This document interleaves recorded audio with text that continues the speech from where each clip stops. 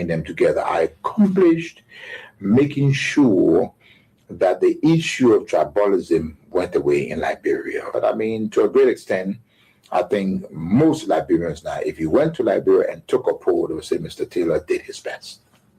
Any other regrets?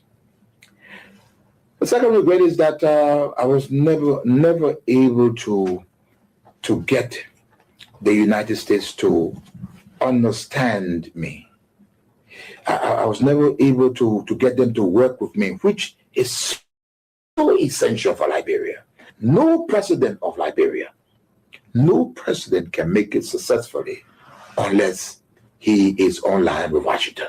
Now, I am not the type of guy that you can pick up a telephone and command. I don't take that. I didn't take that from Washington. Then, even if I were elected president, I would not take it. I'm not that kind.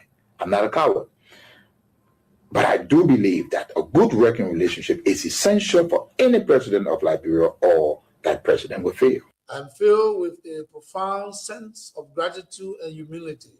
It has been an honor and a privilege to serve as your president and commander-in-chief for the past 6 years. Together, in 2018, we embarked on a journey to build a united, peaceful, and prosperous Liberia. And I am deeply thankful for the trust and support you have bestowed upon me and my administration during my tenure. As we navigate the complexity of governance, your partnership was instrumental in the development and implementation of policies and programs that aim to bring progress and development to our great nation. Reflecting on the accomplishment of man regarded as a pillar of democracy in West Africa and a shining example to the world. This was only made possible through our various collaborative efforts. I want to thank all Liberians, regardless of your political affiliation, for staying the course and helping build a stronger and more vibrant nation. As I step aside as president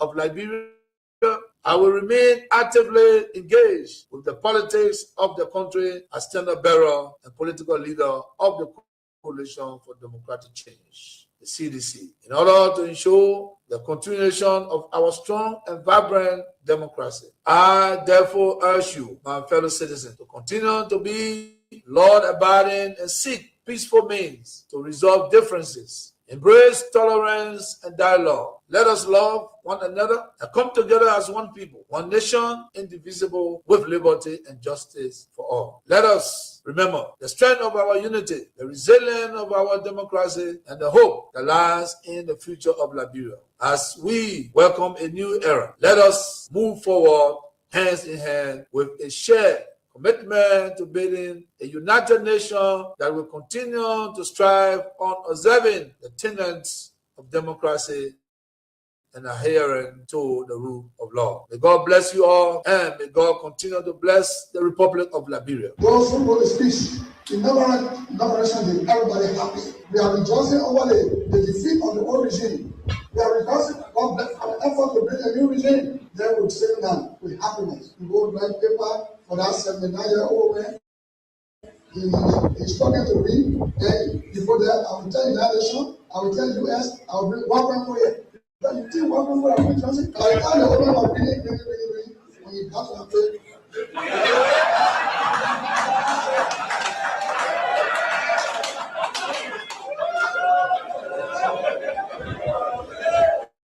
That's it. Because in this country, when you elect a clown and you think that he will be a king, what he does is to convert the kingdom into a circus. This is what we must deal with, and this is what we must say. Who do we elect into our public offices? Because, as I've said before, when you allow hyenas to take care of goats, why should you be surprised when the goats are eaten? This is the same. And Africa is only going to realize our potential in all areas when, by dint of choice, we enable and allow our best men and women to serve in different areas. I've heard it being said about Lee Kuan Yew in Singapore. I've heard it being suggested about Mahathir Mohamad in Malaysia. I've heard it being said about Japan. I've heard it being said about other countries, but there was a conscious decision on the part of those individuals and the followership. We always talk about leaders, but we never talk about the followers. The followers must also style up. Africans on average are for some reason attracted to thieves. Africans are for some reason attracted to men and women who cannot serve her. And when they are not served, then they complain. When Africans are told, choose you now whom we shall release, Jesus of Nazareth or Barabbas, they say, release Barabbas. And when Barabbas behaves like Barabbas, they say, why are you not behaving like Christ? It cannot be done. In May of 2001, signed a second of two executive orders, number 13213, Defense Exhibit D310, in which it was stated, and I quote, the government of Liberia's complicity in the RUF's illicit trade in diamonds and its other forms of support for the RUF are direct challenges to the United States foreign policy objectives in the region, as well as the rule-based international order that is critical to the peace and prosperity of the United States. Therefore, I find these actions by the government of Liberia contribute to the unusual and extraordinary threat to the foreign policy of the United States described in Executive Order 13194, with respect to which the President declared a national emergency. This executive order did not say the alleged complicity, it concluded the complicity. The conspiracy was born, all systems put into motion, and here I stand today. I never stood a chance. This is the broader contextual matrix that regrettably did not and still has not seen the light of day in these proceedings, despite the gallant efforts by the defense to unearth and reveal the contextual framework behind the charges against me. Now, with the two executive orders, the dogs were let out, so to speak. What followed was a dispatch of the attack pack led by Lieutenant Colonel David Crane, Defense Intelligence, 30 years, prosecutor. He, Crane, unlawfully unsealed the court's sealed indictment to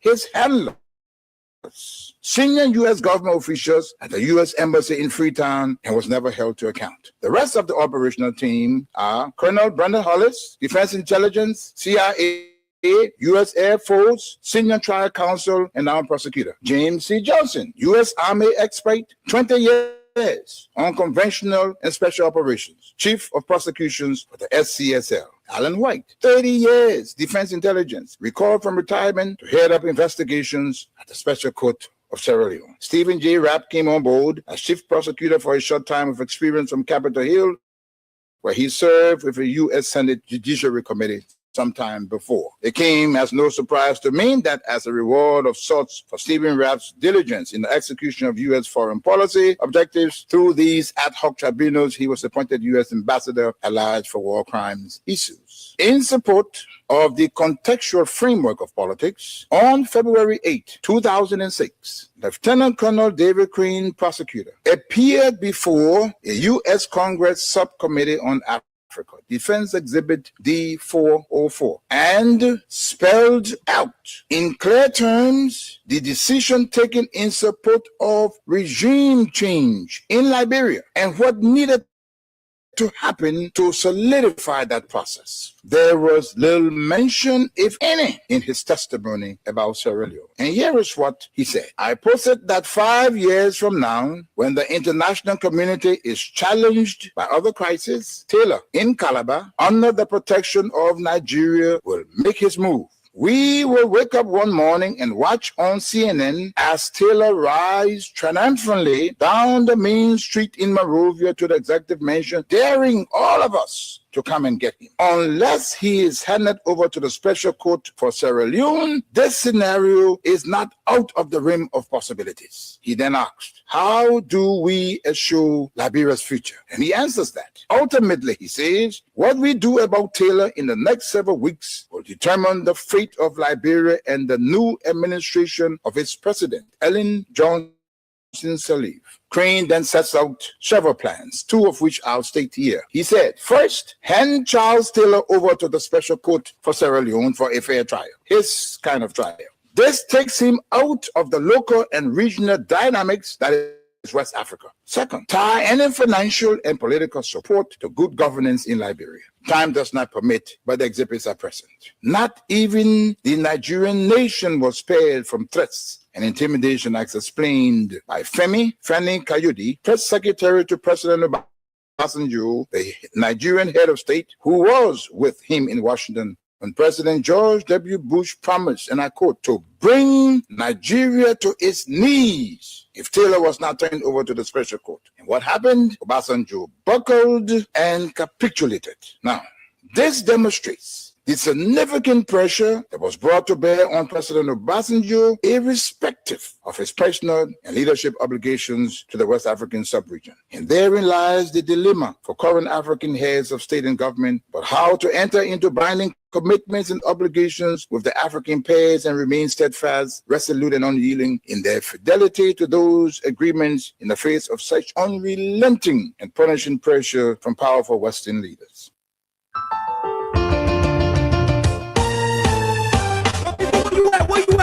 Stop sleeping.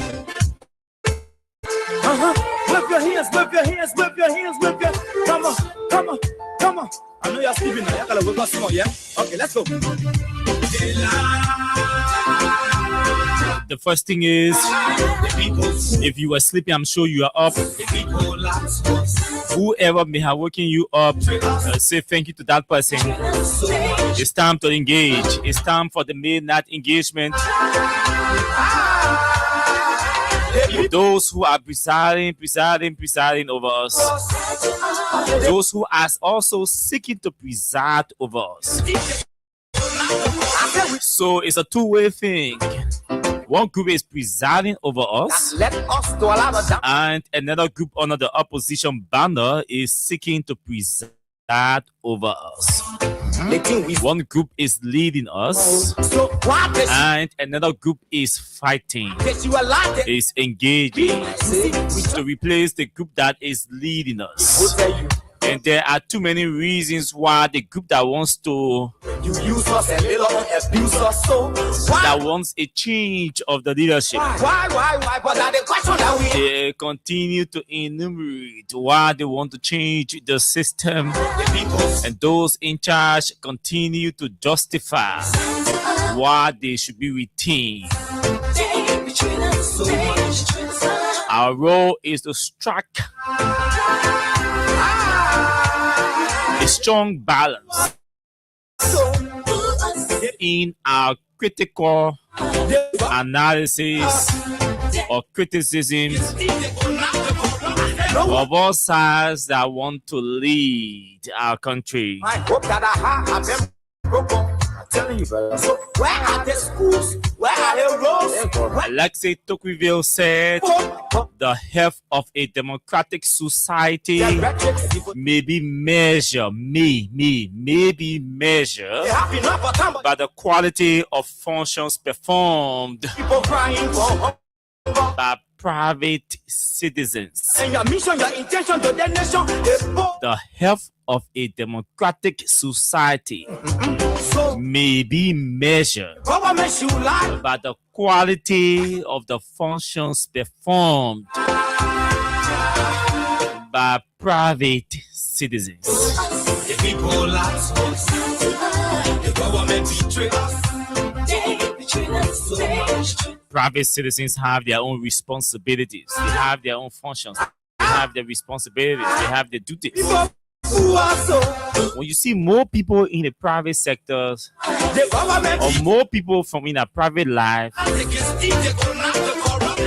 paying less attention to government jobs, paying less attention to what government does, more focus on their businesses because the private sector is booming. They don't depend on the government to survive because government has provided their needs, their basic needs, left us to allow basic social services. Water is pouring all around the country. not unique. Electricity is okay, stable, affordable. So why Healthcare is strong and improving. The education system is cheap, affordable, and improved. Students can have access to quality education. You use us and they don't abuse us. Those are activities that drive or lead private citizens into functioning outside government. And when they are quietly functioning outside government, it reduces the pressure on the government also. Is our government looking in that direction? This is where the conversation begins. So let me say a very, very pleasant good evening to all of you across the country. Good morning to you, good afternoon to you, good evening to those of you in the diaspora, our friends, our fans, our followers, our critics, and even those of you who do not like the things we say and the way we say them. It's good to have all of you join us tonight. Very interesting conversations, different topics that are all bull or tied to the survival of the ordinary people. A lot of issues to talk about tonight. Too many information, too many decisions came from the courts today. And so we found time tonight to talk about some of those decisions.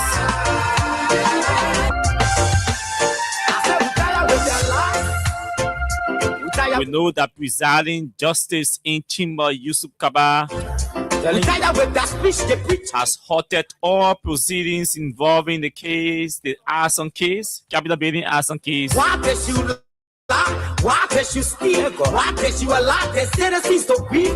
what reasons? We do not have the details, but we have a summary reason for which Justice in Chima has ordered or suspended all activities. We are also aware that the case involving Samuel Twe and others has taken different trend, which we're going to go in the detail of that. Oh yes, the Student Unification Party, SUP of the University of Liberia on today issued a long statement. A long but interesting. Most of them centered around governance issues, and so we are going to spend some time tonight, running into the statement issued by SUP.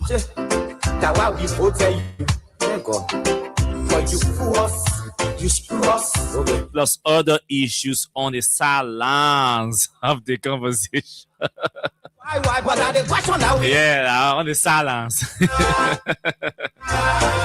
Oh my word, our government. But yes, that's it. That's the size and shape of the show tonight. My name is Austin Kawa. This show is proudly sponsored by Crime Stopper Liberia.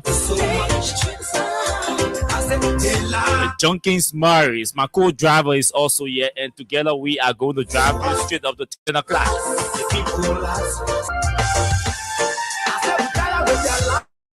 But until then, stick and stay, don't go anywhere. We are taking a short break from Crime Stopper Liberia, and just after that break, all of you joining us via our Facebook Live, we will be joining all of you, recognizing you or welcoming you to the show tonight, just as we have done to those listening to us via our different radio platforms.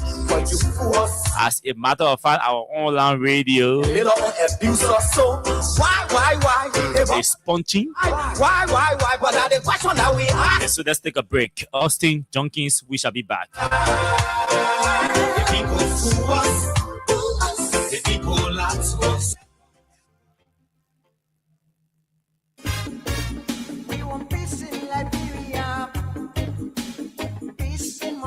Yo, hello. I want to talk about violence. More violence is indiscriminate. It can happen for any reason and to anyone. Until we do something to stop the surge of vigilante-side justice in this country, none of us will be safe. My Liberia is Liberia of hope. In my Liberia, it is possible. Violence is not part of my Liberia. Violence leads to property damage, injury, or even death, as we are seeing recent months in several parts of Liberia, including Monrovia. Talk to people in your community about violence. Stand up against mob justice. Be a community hero. Liberia is all that we have. We must all unite to uphold the rule of law. This is Old Man Sam Sion, your community crime fighting partner. Thanks for listening. This is Old Man Sam Sion. We want peace in Liberia, peace in Monrovia. We want peace in Liberia. Okay, thank you, Old Man Sam Sion. Junkins Morris, welcome to the show. Good afternoon. Let's say good evening, good afternoon, good morning to every one of you following us via the radio and the social media and whatever means you are using to follow us. How was the weekend? Oh, it was perfect. Perfect weekend. You know, who can complain now? You know. Yeah, we it's just gotta be perfect, taking it from and say muru. Oh, sure. So, we're taking it lepe. So I see a lot of folks joining us. Let's see whether we can get them running. Even though it takes some of the time, but it's important. Venetia's Junior Bar is joining us tonight. Darius Tokai is joining us tonight. Stanley Boso, Henry To has joined us. Kobe Wida is following. Steven Yagadi, Miri Tule, Jerison Tukpa, Saturday Wondule, Musa Sharif, Foma Yan, Buema Obentu Kiadi is following. James Lamy, Minister Prince E. Kamara, Darius Miempia. I hope I got your name correctly. James Edis is joining the show. Felicin Kemla, K-E-M-I-A already. Kemia. Felicin Kemia is following us tonight. Martina Buna, Alexa Moba, Viema McIntosh, Norway Woman. All of you join us tonight. Thank you, Agatha Glasgow, Tony and Son. Felicia Barkley. Thanks to all of you for joining us tonight. Junkins. A lot of things are happening in the country. Sure. So how the chat room is charged with the different contents and all of that. But on today, I came across a couple of stuff that I'd like us to clear our decks off first before we can move into our different discussions. You know, like in the president made a statement with Radio France International, Sure. Yeah, right. and that was training is something we will talk about lengthily too. Our analysis will focus lengthily on what the president said in that Radio France interview. Soup raised some strong issues today that are concerning, and we need to talk about them as well. Councillor Kofa's case involving other lawmakers, the Asan case, the justice in Chimo has issued a stay order. Yes, it's something to talk about. Samuel Torres trial also something came up today from the court. Also, I say a lot of things happening, but those of you in Pinsville, this is what we came across today on social media, and the National Housing Authority. I hope Alex is listening and can get us some water, which I already need. Landfall, any of you out there? Yeah, sure.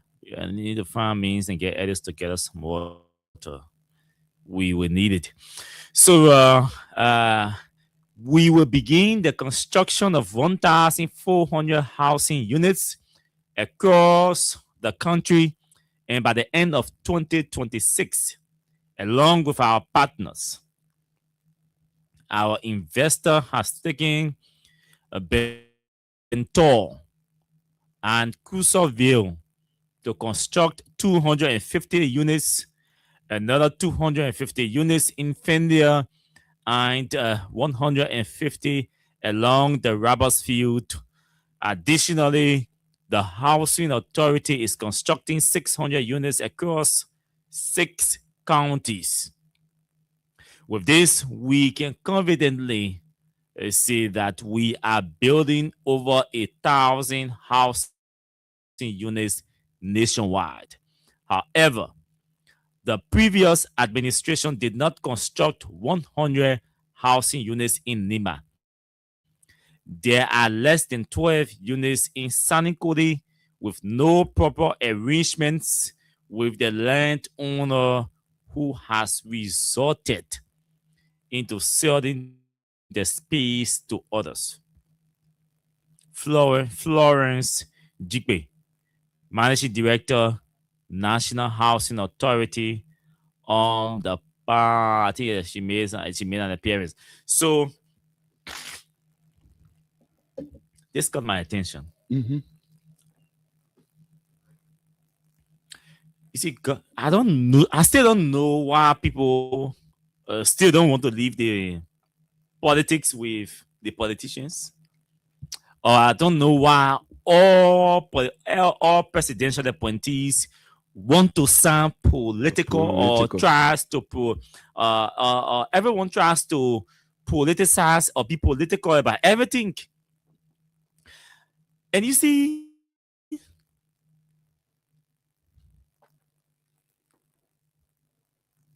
I don't know, but it's difficult. And we just have to speak in this form and manner. You do not have building 1,000 homes in this country is a very good idea. It's a good intention. If it works, we clap for you. It's an addition. If it does not work, we will ask the hard questions. Because now you are making the pronouncement and you are already comparing what the other people did not do or what the other people did and what you have not even done. Yeah? The other people, she said previous government built 12 units in Sanikode and not 100 units in Sanikode. You are announcing that you will build 1,000 homes across the country. You have not even gotten far away data yet to even secure a legitimate land on your own. You are still holding conversations with people in Crusoeville and Rossville and all of that to secure their land. The investors who are supposed to come here to invest the money, they themselves are still waiting for the government's approval, which will be in the form of a contract. Because if it passes the threshold, it has to go to the legislature. So it's a whole long process. It's a whole long bureaucracy that this managing director is supposed to wait until the bureaucracy is exhausted. Deals are sealed. Not when conversations are being held. And you see, this is a problem for not only this government, even President Sirleaf has similar problems, similar challenge.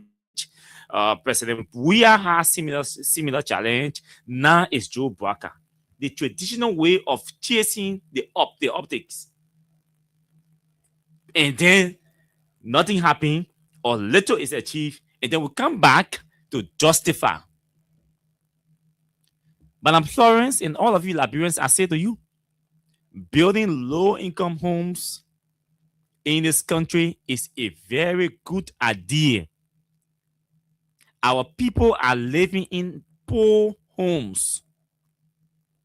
Our people, the places Liberians live, the ordinary people, those are not conducive environments or shelters for people, human beings, where human beings are supposed to live. So it is supposed to draw the attention of any serious government that wants to lift people out of poverty. That's where it is supposed to start. Where the man sleeps. So it's a good idea. But we do not even know the company that is coming here to invest to build the homes. We don't know yet.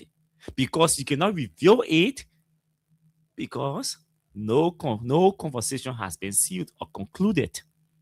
The legislature has not even received anything because to build 1,000 homes across the aggregated or the cumulative amount will definitely have to go to the legislature for ratification. Yes, it will. Because with that company, finish putting all our money together to mobilize equipment, mobilize materials, hire workers to go there.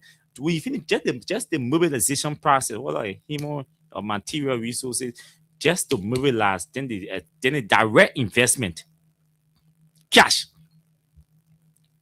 will pass the threshold that will require legislative action. Everything she's talking about, these things should start at the end of 2026. So let's say technically by next year, by January, February, March, the first quarter of next year, let's say the legislature may have already passed everything, and then you start. You say the agreement here, take it and go start. Take it and go start. To start the process, you have to mobilize equipment, materials. You won't be able to hire people, housing for them. Whether you're hiring them locally in the different counties, communities, you still have to mobilize them. It takes time. When 2026, 25, 27 passes by, or the middle of 2027, little or nothing is done towards this effect, then you start finding justification after discrediting the little that the previous government did. We are too fast to criticize in this country as leaders than to build on the deficiency of the previous government. And that's leaders. So when we say continuity, that's it. What this National Housing Authority has been seated for almost 3 years. Doing nothing. Talking nothing. Today, you have a space to have a conversation. Then you start criticizing. You start attacking. Well, you yourself have not even done anything. Georgia Bill 12. How much? How much have you built? At the end of the year, before you begin. How much have you built? And you saying did not build 100 in Nima, he built 12 in Sanikode. Good. That's just Sanikode. So let's check across the country how many in total he built. And when did he build? You see, for me, we try every day to desist from having these kind of conversations on the radio because it sounds too monotonous. It sounds like we or like we're in campaign mood. Mm-hmm. I always say, always remind all of us, it's about time that we shift the conversation from individualistic stuff to issue-driven, to policy-driven issue. So there are many policies in this country that are not being talked about, that are not being implemented. No justification why these policies are not being implemented. And all of these policies implementation are tied to the PAPD. Sorry. The arrest agenda. But these politicians are not giving us a chance to talk. I mean, to focus on this thing, because every time you come and talk, the people in the public want to hear us on those issues. So you are being you're being unnecessary distractions to all of us. To all of us, unnecessary distractions. We talk good thing, the previous government did not build 12. I mean, they didn't build 100, only 12. We can make the conversation about Joseph Boakai and Georgia or CDC and Unit Party. Whole country, every morning, or everybody talking Joseph Boakai, Georgia, CDC, UP. In the afternoon, Joseph Boakai, Georgia, CDC, UP. In the net, Joseph Boakai, we are CDC, UP. Where are the policies that draft the vision of these two individuals or these two political institutions? Where are the two visions? Let's look into the policies, into the agenda of the two political parties. Since they are the two major political parties. Let's talk governance issue. Yes, housing is a governance issue. But when you start, because our infrastructure is in an appalling state, so it's a governance issue. But when you start to shift from providing detailed information about the source of this project, I mean the value of the project and all of that, and the actual start date of the project, and when what is the current status of the conversation, or the current state of the conversations that are being held around the scene, or behind the scene, or around the table, that will lead us into full implementation. Then we say yes, this woman sounds like a leader. This woman is talking governance issue. But as you talk one line, two line, boom, you jump to previous government. I mean, but it's a good idea. We need more housing units in this country. Senegal, Ghana, and they developed Togo, Gambia. Housing is just housing, tourism. They are serious service industry that is contributing to the economy. They're contributing millions of dollars to the economy, even billions in their local currency to the economy. Infrastructure, housing, particularly. So we can tap on this potential, tap into this potential. But we have to depoliticize the conversation, because you see, some of these investors come to this country, they start hearing people talking about, oh, CDC, UP, CDC. I see people CDC and UP around your investment. You start to scare your investor away too. It's a security issue. Because the investor is coming here to invest his money, he needs security on that investment. He needs a politically stable environment to invest that money. Because he wants people to go in his place, to rent his place, lease his place. That's how he makes or gets his money back. When you start making it to look like the place he's coming to build here and invest his money is only for Unity Party people to use, you scare him away. If he was thinking about coming build 1,000, no, let me go test this money and pay 100, but I'll put 20 years, I put 20 years, I put 20 years. But the housing director announcing 1,000, 250 so, 200 so, 150 so, 100. And they will not, these investors will not tell you no. I'm not bringing my money down there.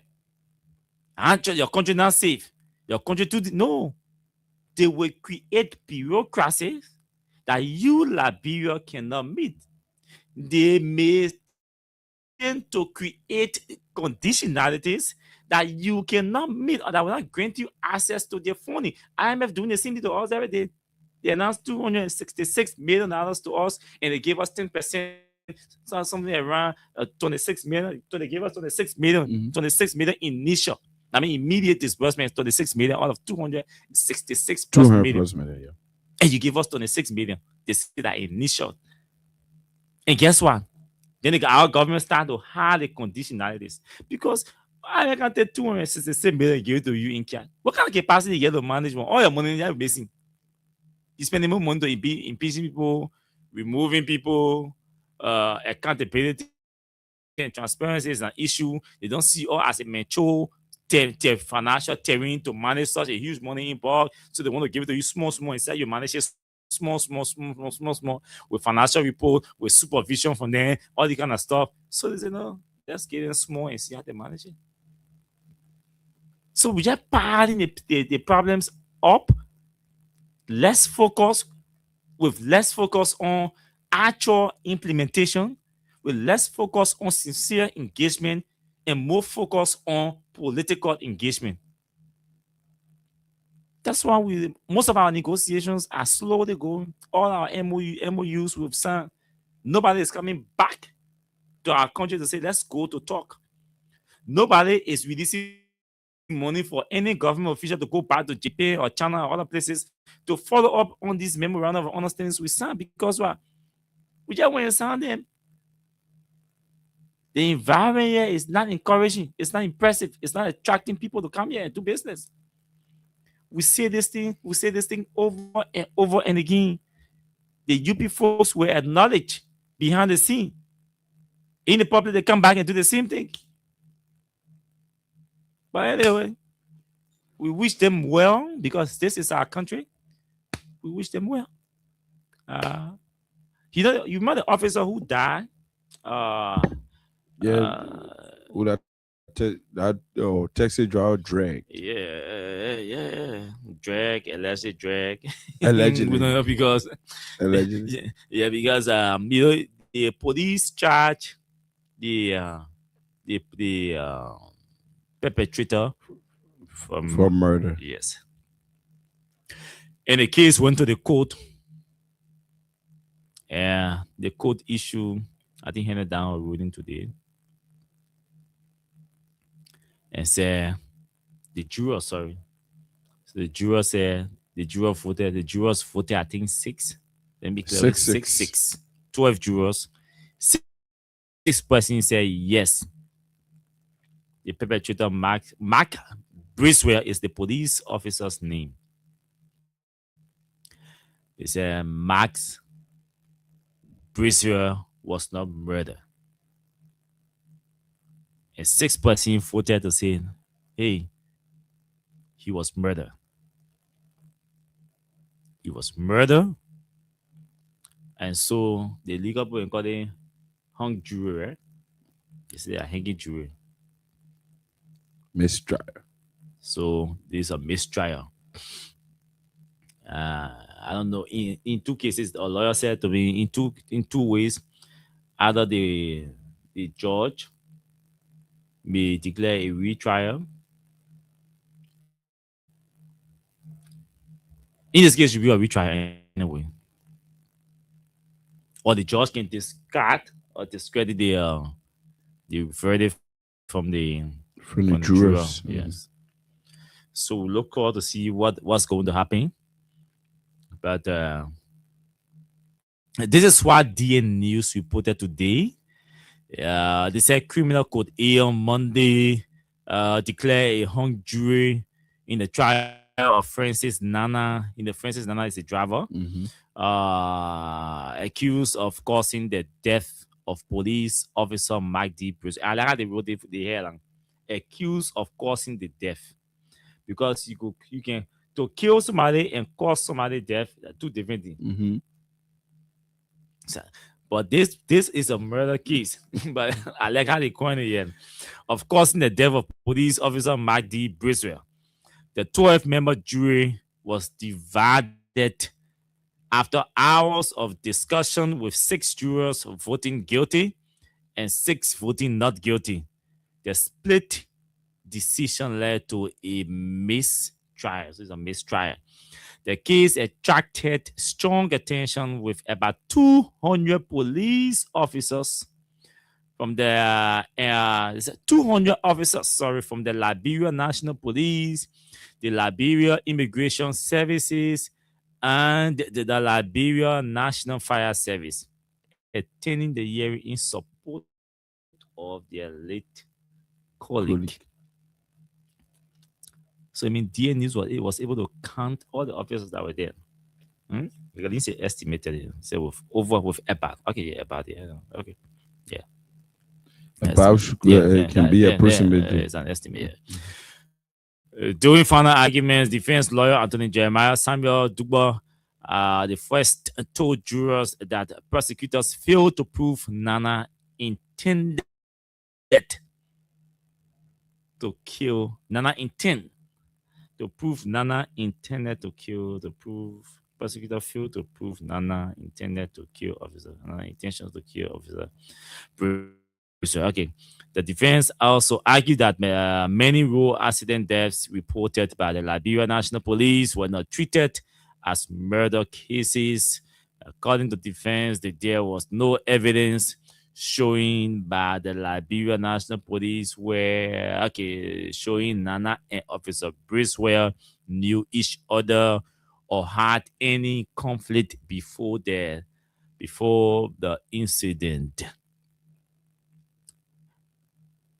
From start to finish, what did you expect in this trial?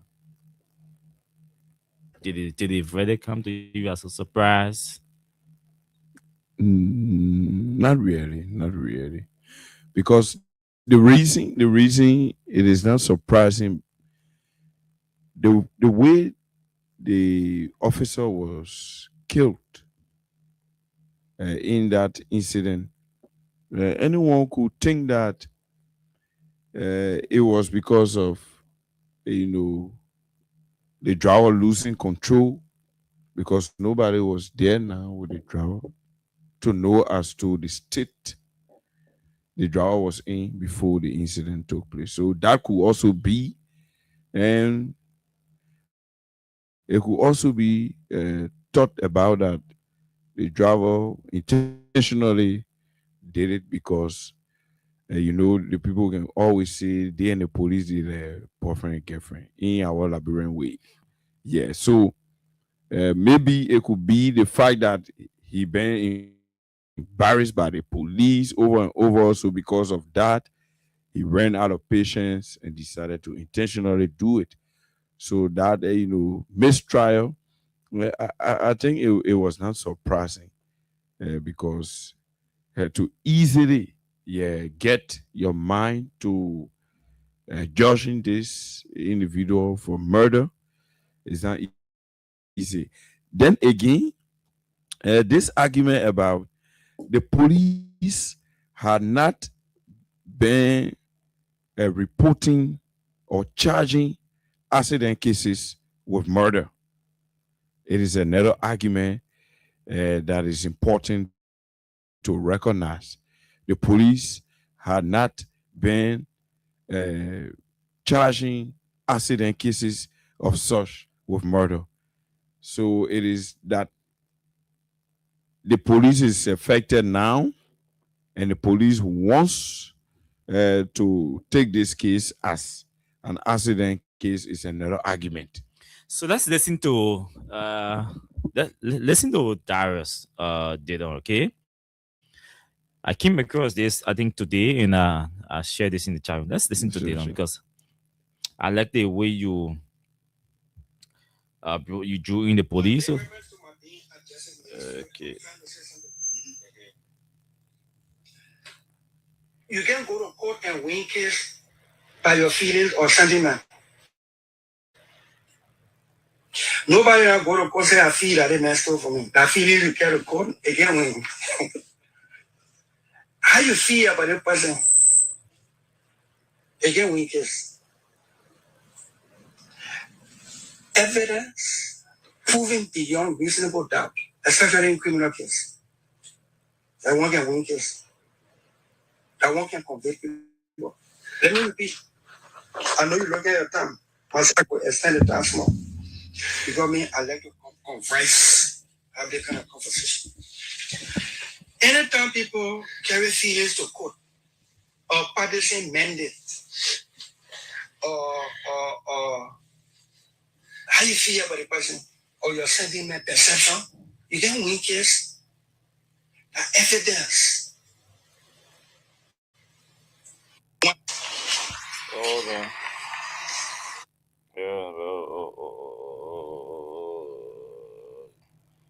You got the message, right? Sure. When I made reference to my being addressing ministry, I was trying to say something. Okay. You can go to court and win case by your feelings or sentiment. Nobody will go to court say I feel that they messed up for me. That feeling you carry to court again win. How you feel about that person? Again win case. Okay. So Didon, let's end Didon. Let's end Didon right there. Just end him there. And so there are three related topics here. Mhm. I mean issues here that we can just start in today's analogy or statement about the Didon. hung jury issue. So the police case, the police officer case, the Funanti case, and the Samuel Toy case. Mhm. We can try to, since time is fast running, and we want to look into this soup thing. We're going to tie everything into this and use this Dylan's point. He was actually talking about the fight against corruption, but he was generally talking about, legal issue, prosecution. And on a serious note, we all are saying almost the same thing, but in different tones and voices or languages or something. Often, or using different space or platforms to say these things. I don't know what. Let me just say, I 100% agree with Taylor on this analogy. If Jenkins is my opponent and I try to get at Jenkins, the courts are not places that we are supposed to use to satisfy our sentiments, to satisfy our emotions. The courts are a corridor created to verify, to establish that something wrong was done or something wrong was not done. That somebody did something wrong or somebody did not do something wrong. That somebody committed a crime or no, this person did not commit this crime. That's it. And the only way the only reliant the court has is the evidence that is produced or adduced before it. I don't say the evidence that you're being quoted. This is my evidence to my house. Or my evidence that my friend who traveled to the States saw the man doing the thing. No. That's not what the court relies on. That's why, especially I like the emphasis we always place in criminal matters. Because criminal matters carry heavy weight in terms of punishment. Some maybe simple assault or aggravated assault is may pay $25, $50, or you stay in the jail for 24 hours for hours, right? But in criminal cases, people go to jail for 5 years, 3 years. You're taking a huge portion away. It starts to somebody's fundamental rights, somebody losing their fundamental rights. Rights that are internationally guarded and protected and ascribed to individual. Your right to live, your right to freedom, that freedom, your right to move, your right to associate. When you are guilty, the law, as part of your punishment, takes away everything and confine you into one space for 2-3 years. Even your willingness to drink, your willingness to drink in some cases is tied. Your taste, to drink is tied to somebody's approval. Visiting hour, once there's no visitor, you can't leave that prison. And even when it is visiting hour, they restrict you. How long to be outside? You don't eat in a place what you want to eat. You eat what is available for you to eat. You drink the water that is available for you to drink. The bathrooms that are there for you to take bath, you don't decide what the quality of the bathrooms that you use to take bath. You don't decide the quality of what kind of pet toilet or like combo or flush. You don't decide all these things. Whether the combo is clean to your standard, to your taste. No, those are left with the authority in the prison. That's the extent of your freedom and your liberty. That's the extent of the limitation or the restriction of your freedom and liberty. So in democratic systems that believe or that practice or believe in independence or in independent judiciary, the courts, the laws, the lawyers don't joke. We've had, yes, a sound punishment of people in criminal cases. Therefore, cases like the Funati thing, Ason, the cases like Samuel Twe, cases like the police officer. We are seeing lawyers sitting in court presiding over such a case will primarily be focused on the evidence, not on sentiment. Because let's be real, somebody died. Somebody died. The person who died belongs to a family. The family is grieving. The family is mourning. Probably that may have a child or have children that he left behind that he was taking full responsibility of. Those are the emotional aspect of this case that the law does not see. Because that justice, or let me say justice, does not see.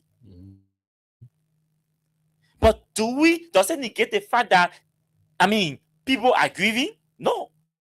People are mourning. Yes. People or children this infant child or level 1, I call it D-father. Does justice see all of these things? No. Does it mean we should not sympathize or be in empathy with the bereaved family? We are in empathy with the bereaved family, but justice does not see these emotions and sentiments. Sure. Justice sees or chases the truth, the evidence. The raw evidence. That's what justice chases, the raw evidence. So when you say the taxi driver Nana kill or murder somebody, the police officer, you must prove. The lawyer say you must prove intent. Because our accident, he died in a car accident in the presence of people. Those people became emotional because somebody died. So everybody in the scene became emotional. The life was taken. Yes. There were different comments that they made intention ran to the police officer that he wanted to escape, and the police officer switched from the car and he ran the man. There were multiple conversations. With all these accounts, justice is not concerned about those accounts. Justice is concerned about the evidence to prove those accounts. That's what justice is concerned about. The evidence available to establish all of the accounts that you're giving. Jean Peter said this, Peter Paul said this, Brian Yima, Nimle, Elisa said this, Esther Dagu said this. We hear you. We respect your opinion, but you bring the evidence to back, to support all these accounts. When you say the mayor ran to the mayor, bring the evidence. Yes. Because it is your war versus the man's war. Because the lawyer say to establish murder first, you must establish intention. Once you cannot establish intention, the mayor, he played it in here. And when you say he played it, you have to also prove. Give sequence of events to arrive at the point of the death of the officer. Beyond all reasonable doubt. If you can prove that, then justice will not say no. Because the man died, so that declare the man guilty. By all means, the man should be guilty. Yes. No. And the law is for civil. Let me tell you, laws are for civilized societies. Justice, I always say this: justice for civilized society, civilized people. So if we want to be civilized people, we have to accept. And when I say these things, I put myself in the situation. It could have been my brother, God forbid, yesterday. Where I go and say, oh yeah, because I Austin Kawan, you found the man guilty. If we have the evidence, if we get proof, anything. Look, there are people who have gone to jail, even in the Great America.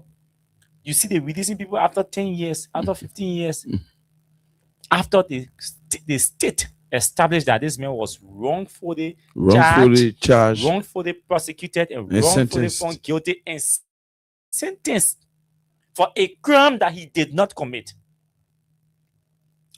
Some people spend 10 years, some 5 years, some 20 years in prison for a crime they did not commit. On the basis of that, and that happens around the world. So legal systems now are building and upgrading, strengthening those loopholes to place emphasis on evidence.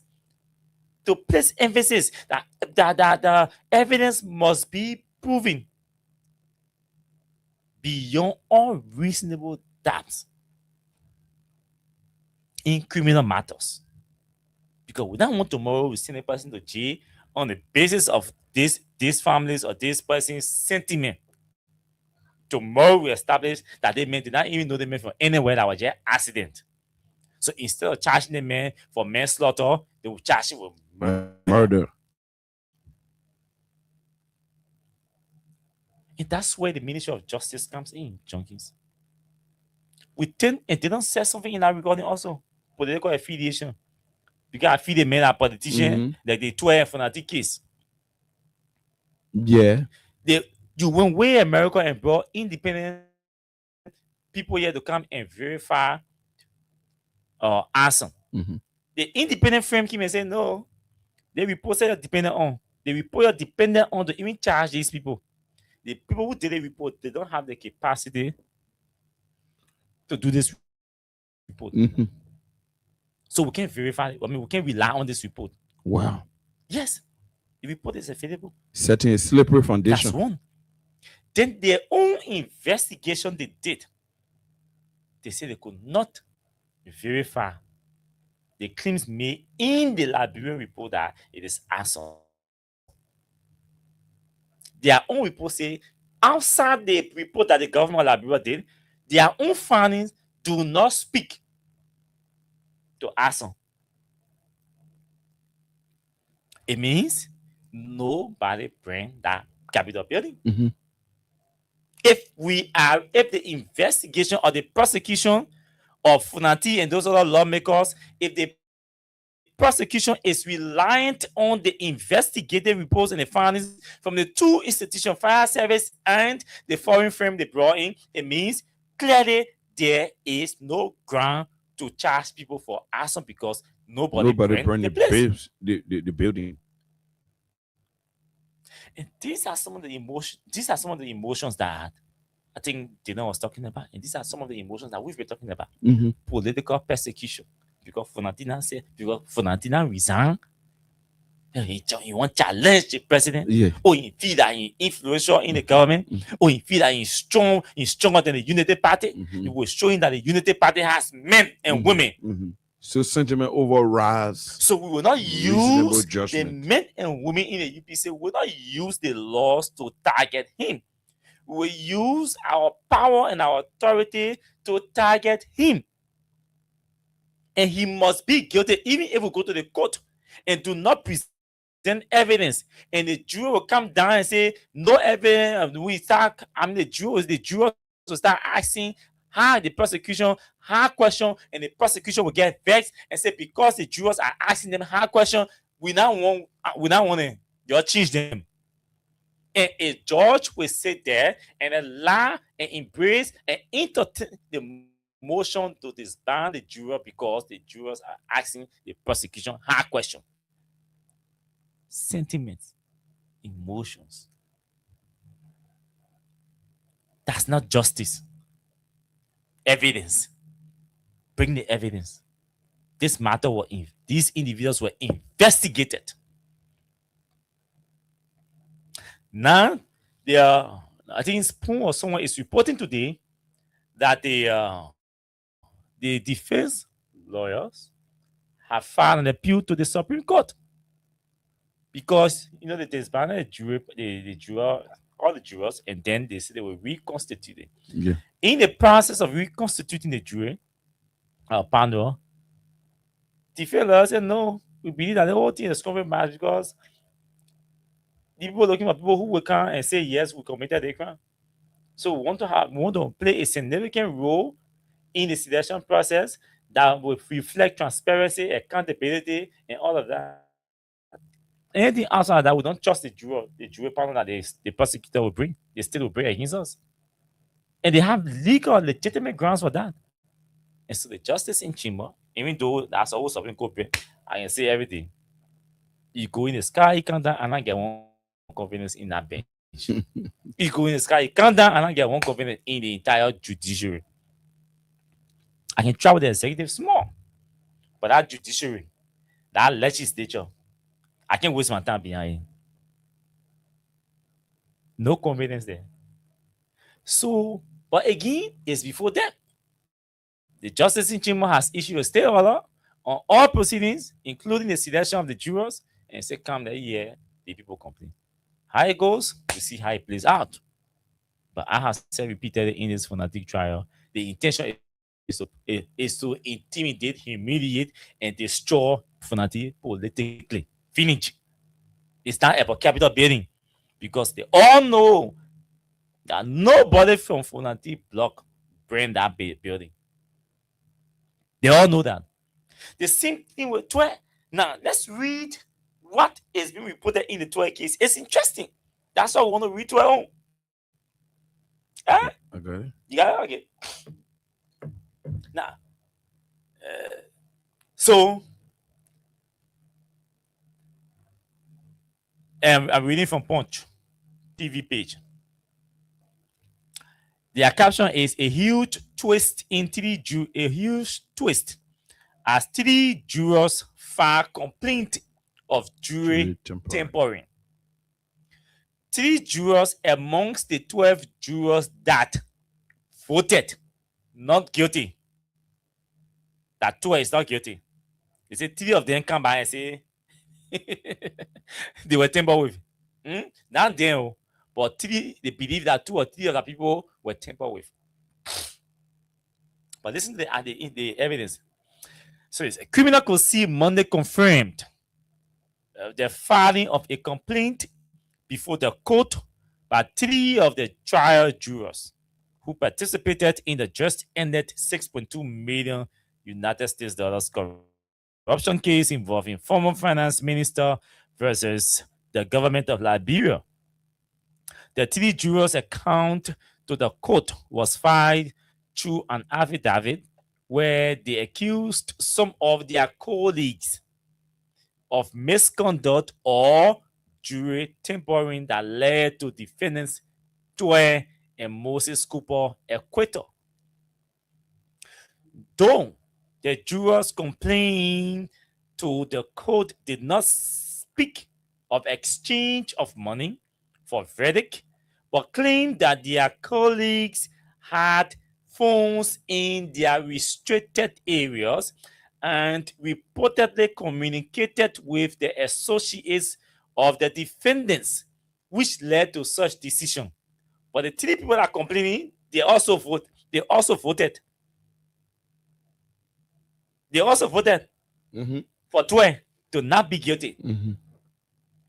The jurors' complaint, according to our judicial correspondent, was backed by a series of documentary evidence to prove their allegations against their colleagues.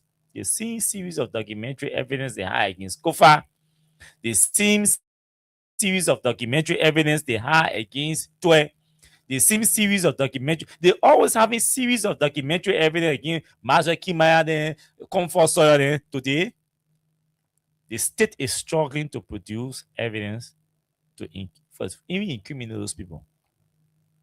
The jurors' 6-count complaint has prompted criminal could see presiding judge Usman Feka to sack all jurors and parties' lawyers.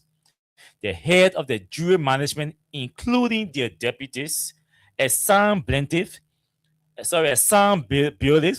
sheriff, and police officers that were assigned at the jury quarters to appear on Wednesday, May 20, for an investigation. That's Wednesday. Good. On our judicial correspondent further said, Judge Feka also suspended the hearing into the motion for new trial filed by defendants Jefferson Campbell and Yanti Twan.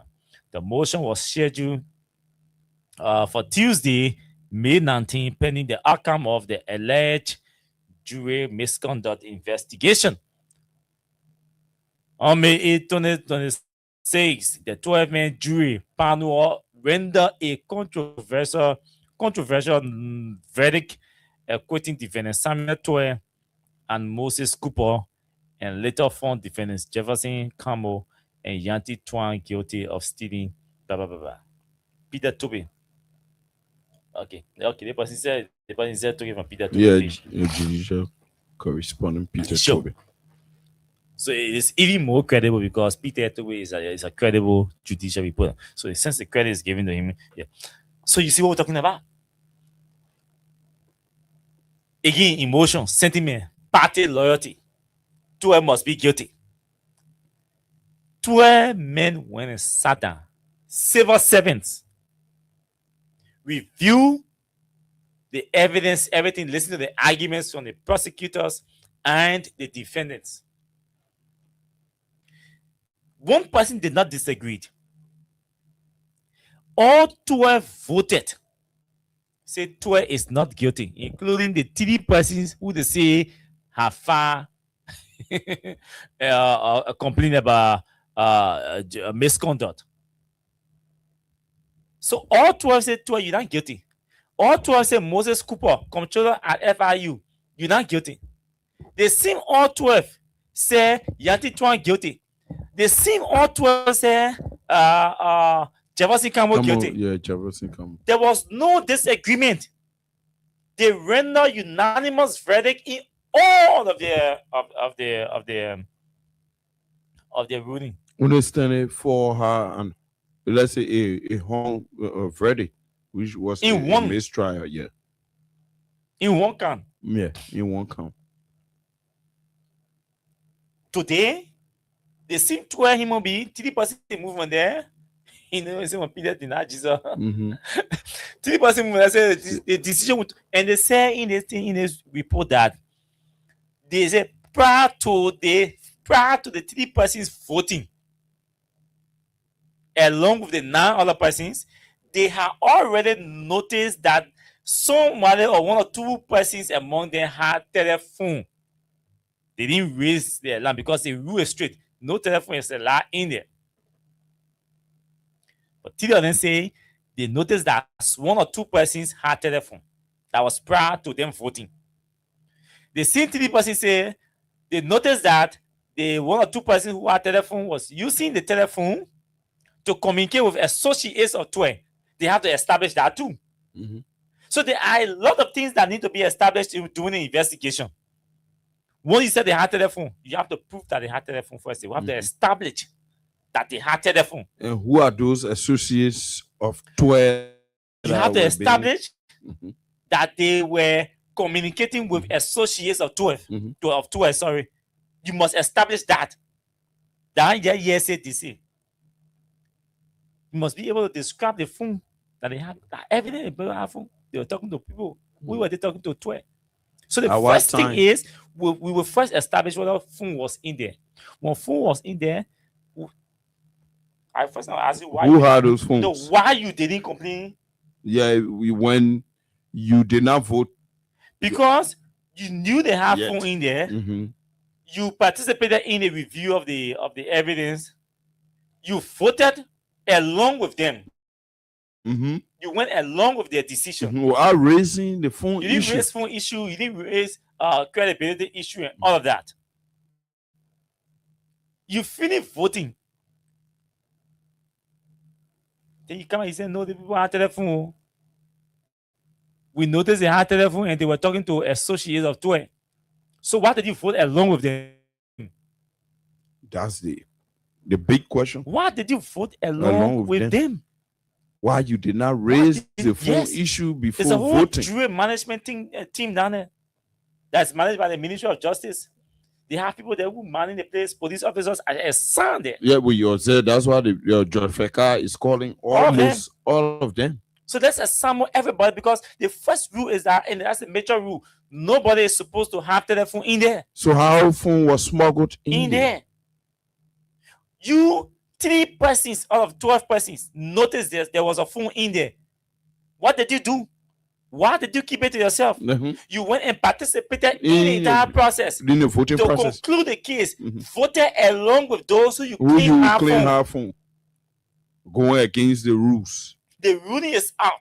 The state has lost. Embarrassingly. Then you come by and say, we were in the room before we voted for along with them to find two are not guilty and to find the other people guilty. We knew they had telephone. We knew they were having conversations on the phone. We knew they were talking to associates of Twe, but we not talk anything. We waited, we went, we voted along with them. Then the state started getting vexed. Then we come out and say the people had telephone. Look, if I were anyway, it's good to hear the judge forced to hear that thing.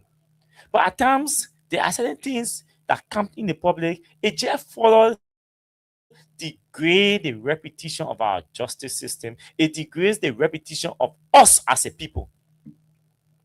See the kind of people we have working in government, civil servants.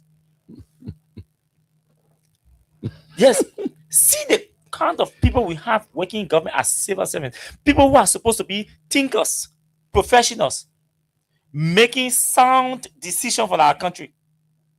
And that the law, that's the reason the law said, the law requires that we must go for civil servants. They owe loyalty to it assumes that civil servants owe loyalty to no political party. It assumes that civil servants can read and write because they are working in government. They are professional people. They have families. So they will do everything to protect the lives of their family, to protect. They will not go take bribe to incriminate somebody when they have their family outside. So with all of these things, let's go for civil servants. When you civil servant, government can easily dismiss you. No. So you can make independent decision. So let's use civil servants as jurors in this. In our jurisprudence. The civil servants that we are depending on to help to make the judiciary an independent place, to help in adjudicating cases pressing chakra and distributing justice. They are the ones making the poorest of decisions in terms of quality. So what's the essence of taking people who went to school? So then we're gonna just go in the bush and the village and take people and bring them because people who claim to go to school, they are exhibiting high level of indiscipline. Imagine you go jogging and I see jogging stealing. I mean, sorry to use stealing, but doing something unacceptable. Yeah. I don't talk to jogging. If you didn't take it to yeah. You even use it for the purpose he took it for. As an accomplice. If you using it, then I can say, I mean to that thing. Jogging to the thing here. Yeah, I even saw him taking it. But the other way, feeling passing all around here, asking who took it? Who took it? I'm here. I didn't say anything. Yeah, because I you left use it Oliver. with me. I follow Junkins when we use it. The North start coming now. The place are getting heated. Then I jump. I say, I jumped into that thing. I was sitting. I saw him taking it because. So I finish calling police men. I see the men and come and go to police. He said, "No, me, I won't go down there." So, yeah. I mean, professionals don't behave in that manner. It's a shame. And this will lead us to the statement that was issued by Soup. Yeah, sure. Yeah. Sure. The statement Soup issued today is a long statement, but it's important. We read it. Because that's going to close the conversation here tonight, and then we take course. And so we are performing poorly as a country. The government, we are performing poorly when it comes to decision making. We are performing poorly when it comes to governance issues. the decisions we are making are too poor. Too poor. Every time I remind you, your own UP Alliance senator told you, you took 9 months in your first year. I think he said almost 1 year. In your first year, to remove a speaker that was not threatening you, that was not denying you anything. If I said I was waiting to give you anything you want, and the speaker even said it publicly, and his CDC people had a problem with him. It took you all those months just to remove him. That almost crumbled your government. 1 year wasted. That you could not even develop your own arrest agenda in the first year. It took you the middle of 2025 to finally validate your arrest agenda, which runs for 2025 to 2029. Your entire vision plan. Yes. Instead of using 2025 to adjust, recalibrate, and put everything back on track and start governing, you continue on the fight with hunting people. They say no, go over for Nati again. He resigned now, so we're prosecuting. On top of it, we'll go for 12. We'll lie on him, even if he is not guilty. We will file a case. We'll refile a case again just for him to be guilty. When he's not guilty, we'll go for another $21 million case somewhere. The mayor must go to jail. Our governance standard here, he must go to jail. So I told 12 others that say, Titwe, just go or just all of you jumpsuit, yellow suit. You wear some buy your own handcuff, you put on your hand, you take a picture. Photo shoot. You put it on Facebook. You put it on Facebook. Because the idea is to see you in jumpsuit and handcuff. That's the same so thing. So just buy your own jumpsuit, you buy your own handcuff, put it on your hand, take a picture, you put your own set picture on Facebook. And you get breathing space. You will be satisfied. For until you go buy a suit, your orange jumpsuit, wear it, go buy your own handcuff, put your handcuff on your hand, take your picture, put your own set picture on Facebook in jumpsuit on your own set page. So you will get breathing space. Yes. Masaki Maya go buy a jumpsuit or you don't buy plenty jumpsuit. You just buy 3 or 4. You say interchangeable. Oh yeah, you take your picture there. You put your handcuff on your hand. You take your picture. You take on your hand behind. You with handcuff on it. Take the picture from behind. You go for one something. So now, put iron behind. Put behind it. Take your picture. Your generator room say you can use it. Yeah, generator room. Stand there. Take your picture. Then UP folks will be okay. But that they must shift their attention to governance. I want to see this country. I want to see this government. I want this government to succeed, to perform well and succeed. You know why? Because I want to be seen. I didn't support the government because I underestimated. I questioned the capacity. I questioned the ability of the government to succeed. If this government succeeds, I benefit. If this government succeeds, I benefit. Because you know why? If they succeed on education front, my children are going to school. If the quality is improved, I benefit.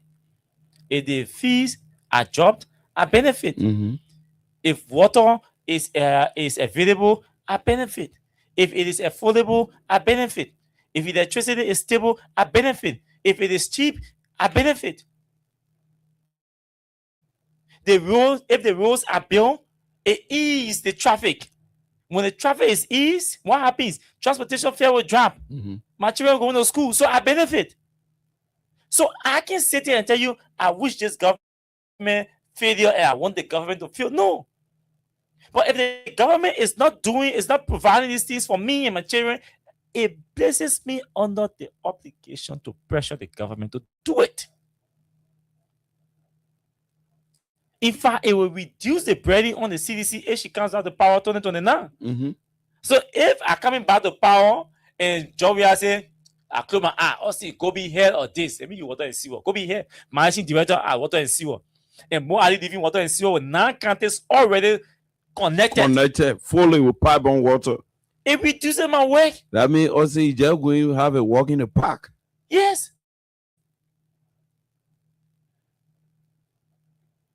The benefit, well, I'm going there now. The 5 counties are going to focus on the connect. Then the whole deal is done. Yeah.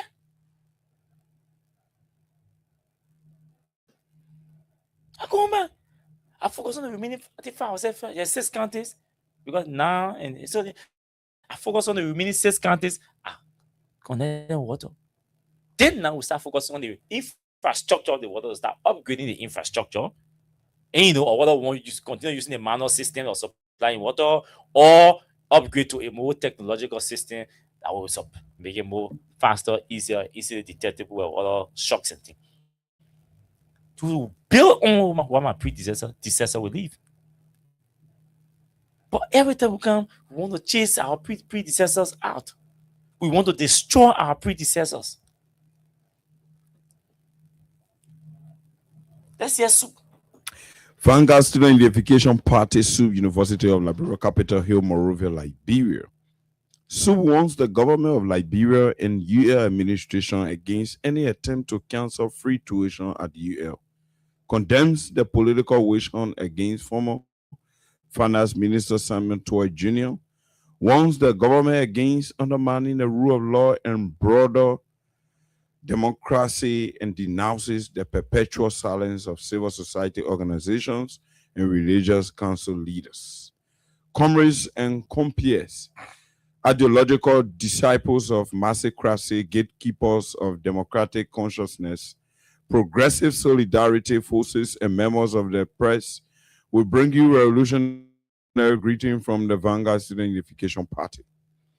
The Revolutionary Vanguard Student Unification Party vehemently warns the roguish, scandalous, and the dystopian Unity Party government and the Mapayan-led administration of the University of Liberia against increasing tuition or terminating the free tuition policy at the state-run university.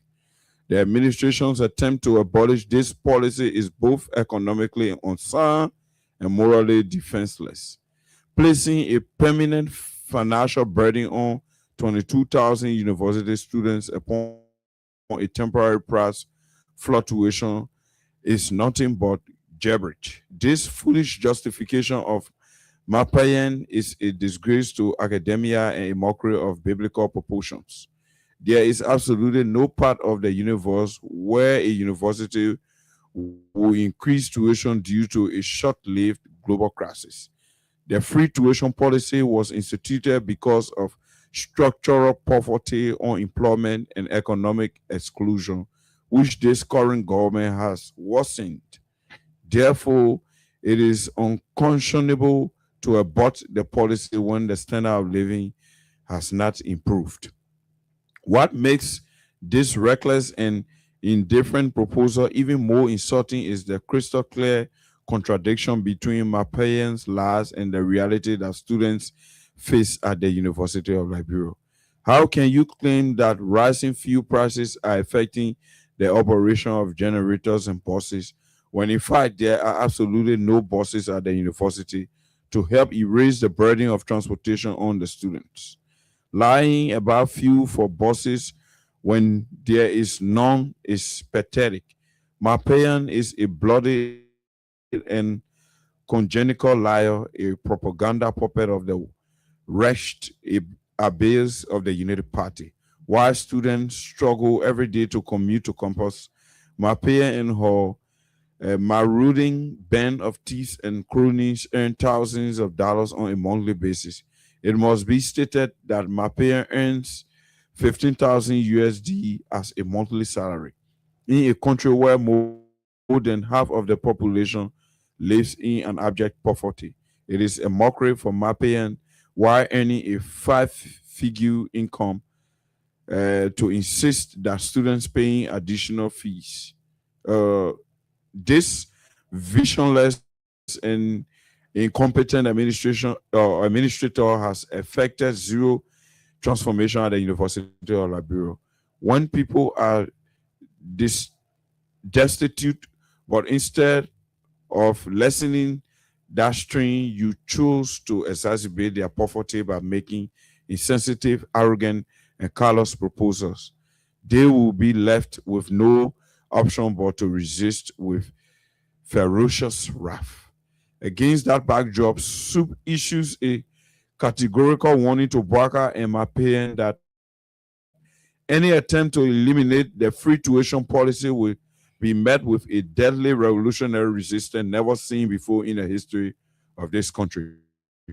We have endured many acts of oppression and repression, but this one is the last straw that will break the camel's back.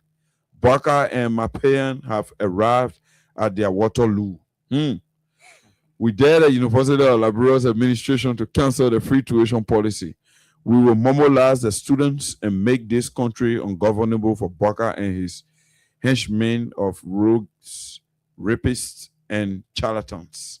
Education is not a gift. It is a democratic necessity that should never be commercialized.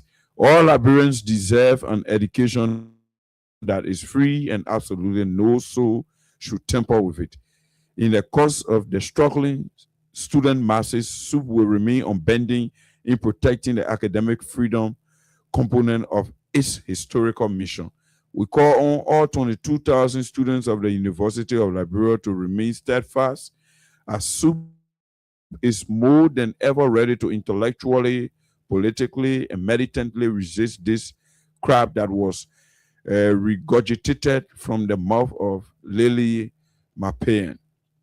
Fast forward, the Revolutionary Vanguard Student Unification Party vehemently condemns the daylight political witch hunt and deliberate attacks being orchestrated by the state against the rule of law and our broader democracy. We view the ongoing state-sponsored prosecution of former Finance Minister Samuel D. Tway not as a genuine, well-meaning national effort to end impunity, but as a calculated, vindictive campaign designed to eliminate perceived political opponents under the gaze of accountability. The recent aggressive attempts by high-ranking government officials to subvert and overturn the categorical verdict of the jury at Criminal Kosi constitute not only a direct assault on the presumption of innocence and the foundational pillars of our judiciary, but a repudiation of the Liberian people who designed the jury system as a safeguard against despotic regimes like the Bouaka Koum administration or government that is bent on weaponizing state institutions against perceived political enemies. The Vanguard Student Unification Party warns the Bouaka Koum regime that a non-guilty verdict by a jury is a sacred right given to any Liberian, a right no government, no president, no judiciary, and no legislature can overturn. An attempt to overturn such verdict is akin to a seizure of the power of the people as given in the Liberian Constitution. We remind the Bouaka Koum kleptocracy that our people have not forgotten their treasonous disobedience of the Supreme Court's opinion, which delegitimized a kangaroo assembly imposing itself as the legitimate authority of the House of Representatives. It will be irresponsible and reckless for the lawless regime to continue to extend its list of treasonous violations by interfering with the 12 non-guilty verdict. The Bouaka Koum administration cannot continue to selectively target individuals it deems guilty while abandoning the very principles of fair trial and due process. The dangerous political undertone of this entire process was glaring when key Unity Party officials, most notably the party's Youth League chairperson, openly demanding the resignation of the Minister of Justice simply because the state failed to secure a conviction in the alleged US $6.2 million case. True accountability cannot be driven by partisan bitterness, political hatred, or a desperate desire to secure convictions at all costs. When a government throws a public outbursts because the coast do not yield to its political whims, democracy itself is in a serious danger. And Su even mentioned the IMF, PPCC. So it was a long one, but we can read the whole thing here because of time. Hello. Yeah. How you doing, Junkie? Yeah, welcome, General. This is Nancy from Cloud Net. Thank you for the show, Junkie. So, the man who said they gave me a job to a board. So, I did your coaching now, or send your grandpa here. I did your coaching now. The man who opened your coaching last year. Yeah. Address the president as a president. Don't be address the president as your grandpa. Okay, Mr. Waka. But I am grandpa now. It's my grandpa. But there's an official platform. I'm still addressing officially. Okay, well, addressing officially. Boy, I thought you were addressing officially. I was political season. He's occupying. He's occupying the highest seat in the lane. Okay, President Waka. You are saying our grandpa. You have to be okay with it. So, Waka, thank you. Thank you very much. I'm asking now. Okay, thank you. So I'm asking now. They get job here or man job. They will have for boss. So they send a man job to the old men who have 42 years experience in this country. What's going on in our country? What's going on? You got what done now? No. I said, what's going on at the border? There's no update.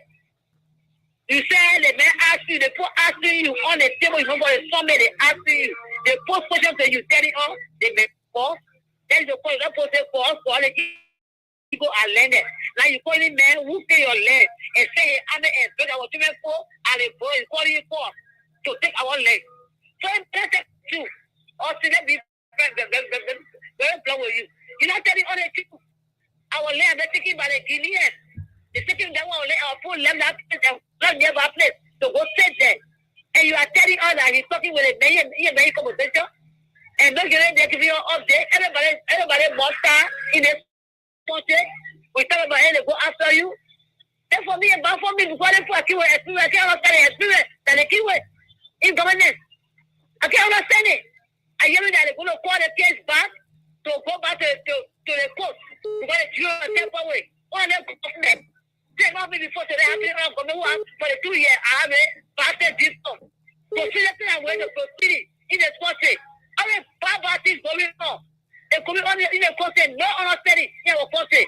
They say the leading country. That's a bad procedure. The way you think your country is very bad. And that's correct. Now we're going to be able to treat 1 hour open, 1 hour close. Because we're afraid. Well, you know, 1 hour tomorrow. We don't know what will happen. I can talk PPT now. I can hear what. I can talk PPT and then make a very ultimate to the president. I can talk PPT.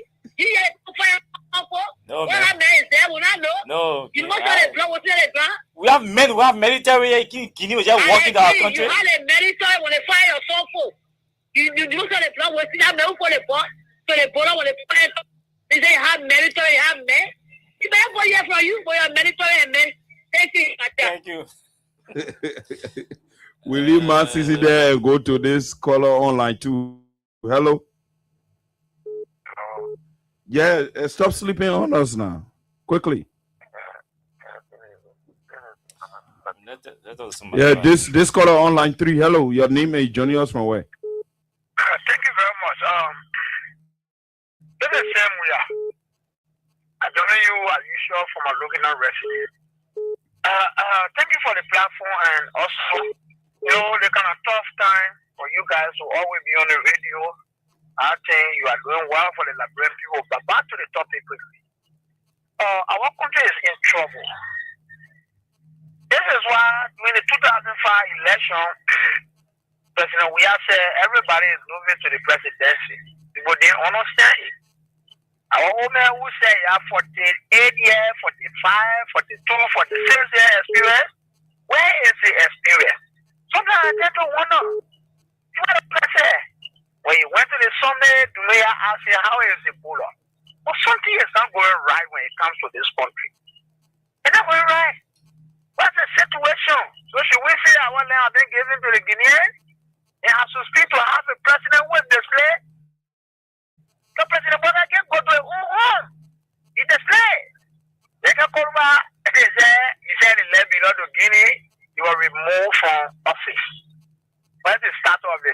battle what? To defend this country. The territorial boundary of Liberia. Where is the country? Now they're going back to 12. This is what, let me tell you something, Austin and your co-host. I have one of my friends of Stone UK. He said when he read the newspaper as well, that day again, he was very bad. It's a comfort. You wouldn't want to sit to in jail. It's a comfort. It's a baka. You are an old man, but I think the wonder what become those young guys. The puppy age is aging. Young people joining to destroy this country. Hey man, thank you for the opportunity. Thank you. This caller back on line 1. Hello, and where you joining us from? Yeah, I'm a proud member of the Concerned Librarian for Justice. Look, this is the voice of Sabu Rasta. Sabu Rasta, go ahead quickly. Look, I never wanted to call, but Austin pushed me to the word when he said, "Oh, as for me, I want the government to fail." Look, the government has already failed. My brother, as I'm speaking right now to you, my brother, I'm in the darkness. He was the 42 years experienced president. Now in darkness. Can you imagine my brother government who failed to claim that land from the Guinean? They come in and say, I want the government to fail. For me, Yeah, I don't want the government to fail. You want the government to fail already? Then why you want the government to fail again, brother?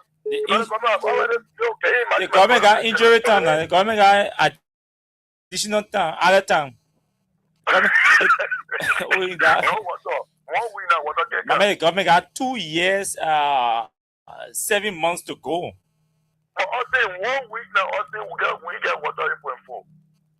And Austin, can you imagine for the 2 years of experienced president Austin, government are running after their own citizens like they're running their other criminals, that the government is saying, I'm going to say, after when somebody go talk, and you remove the person from in government, if no more free speech, that the government is saying, you want to fail.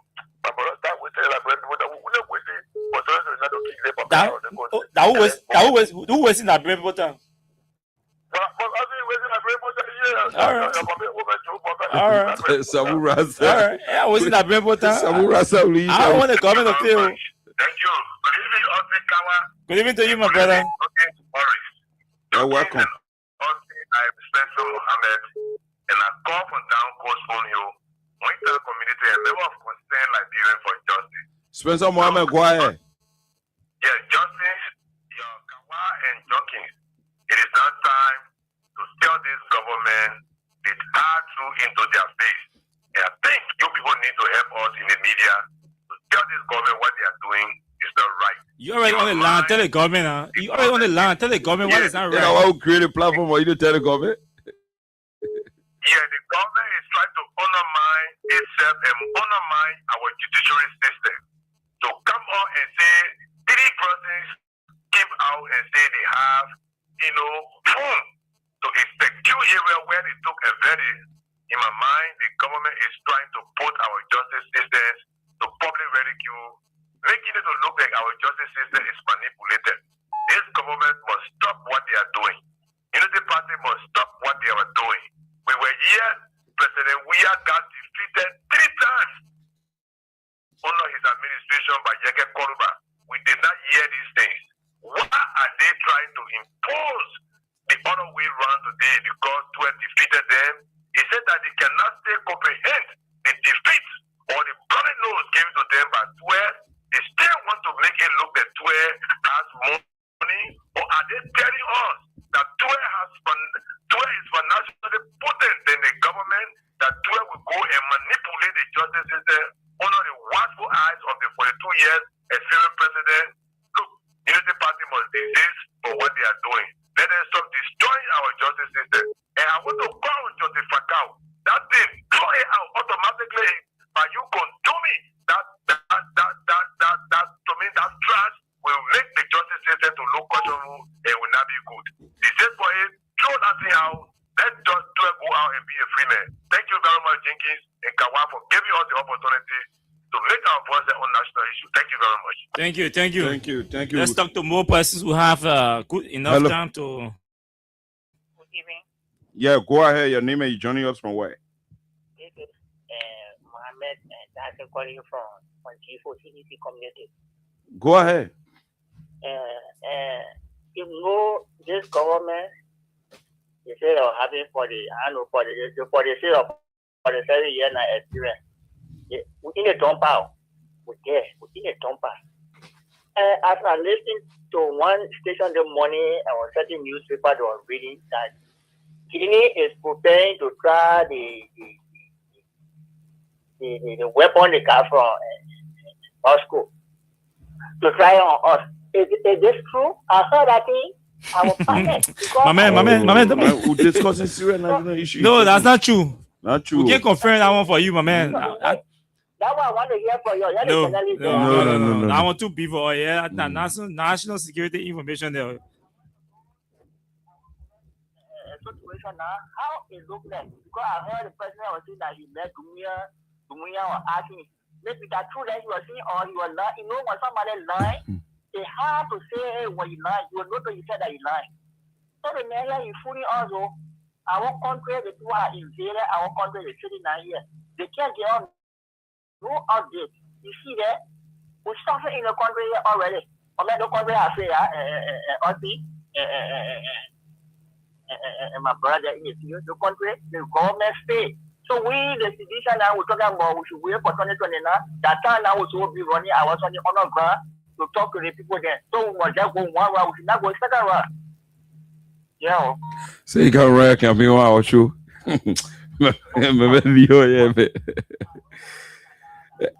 Hello, this caller on line 2. Hello, your name is joining us from where? This is Mamre talking from Tennessee. Go ahead, Mamre. Yeah.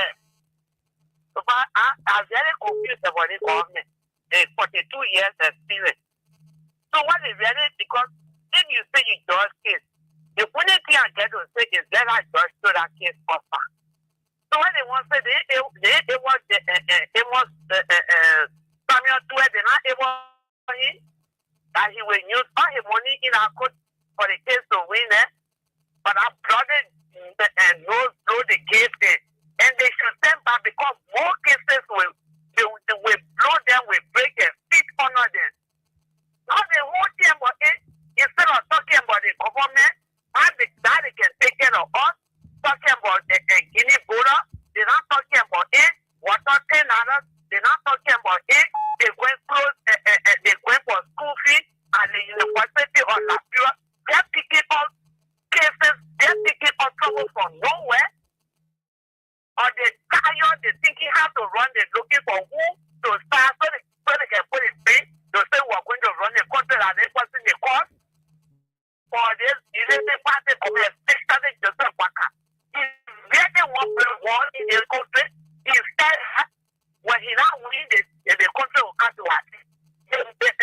A job we are getting in the country, he's still fighting to bring it to our end. It will not work. It will not work. Okay. I think the only thing we can do, we will hold our heart in the home. We will bear the home, the sickness, the stress. We are having pressure or we carry on something to the now. Let us vote one round because when they go for second round, where do we get chance to keep it? Let us go for one round so therefore we can get for our thank you so much. This caller back on line 1. Hello, your name is joining us from where? Yeah. Good evening, my name is George Rava. I'm calling from Zimbabwe. Go ahead. Yeah, my brother, the government has said because on Simple Bridge to Kanto, Kwempo Junction, the road is still the same. The road is still the same. And you want to tell me from Simple Bridge to Kwempo Junction, how many years it would take to finish? How many years? So that distance, you want to tell me that distance on the stand is started with the great people also down. Then the road is still the same with the place is full of rain water now. And the auntie will do anything in the region. Thank you very much. Thank you. Thank you. We'll leave it there and go to line 3. Hello. Lower your monitor now. Oh. Hello? Yes. I mean, you want bust our ear? You pay foul. Yeah, my man. Sorry. This is Abraham calling from Slipway. Let's hear you. Let me ask you a question. Do you guys believe that history can repeat itself? You guys sincerely believe clinically believe that history can repeat itself? Because history is on everyone is son, so history can repeat itself. Okay. It's possible that history can repeat itself. Do you guys think that what happened in 1980 can happen again in this country? Remember, what did you want more happy that you referring to 1980? Because what's going on, these are the things that brought 1980 here. And I want to put a man on a pool behind the barrier there where we got the playground to tea. The thing that people used to do, what people did to other people, that what brought us in here. And the things that are coming back and going on, occurring. People getting angry. I just thought of it, retrospect. Yeah. Okay. And that's it. All right, this caller online one. Hello. Yeah, good evening, sir. Yeah, go ahead. Yeah, this is Simple Escana. I'm joining for what Johnsonville. Go ahead. Yeah, you the party. Yeah, you is liar. You say about the public can't be seen, public can't. My man, no.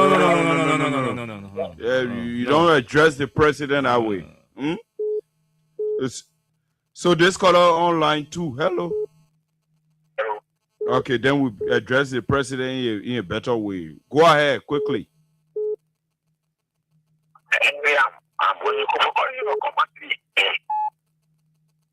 The public is listening.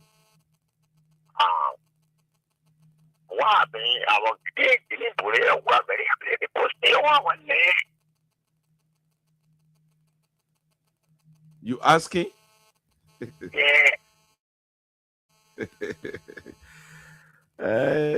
This caller online 3. Hello. Yeah, good afternoon. My name is Otis Barkley. I do join you for the most reckless disgrace. My man. Otis, don't do this, yeah. Otis. You can say honor representative. You can say poly representative. You can say the words that are very harsh, on leadership. Let's change that around.